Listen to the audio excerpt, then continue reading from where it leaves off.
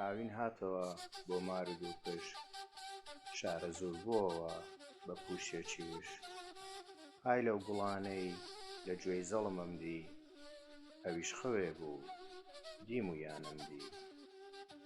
هاوینە و کەچی چەرخ وا دەسووڕێ، وەک ئاو و ڕەنگی بەهار ئەگۆڕێ.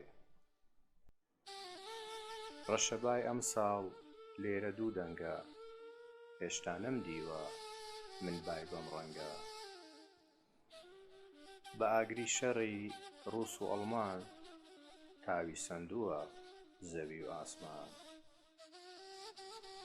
منداڵ بووم لەگەڵ دوو کەس شەڕیە کرد، دگلدانەمانە خوێند دەست و برد.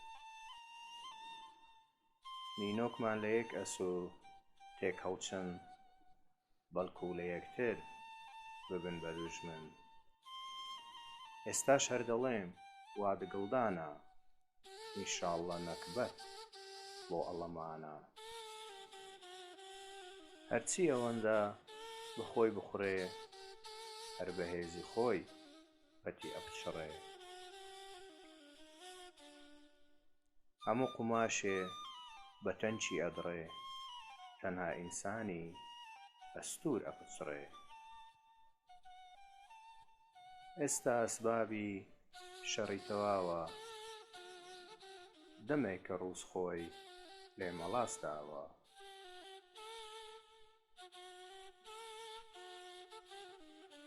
بەڵام ئەترسم لە ورچ و پڵنگ، ورچی زەبەڵاح بکەوێتە بەرجەنگ.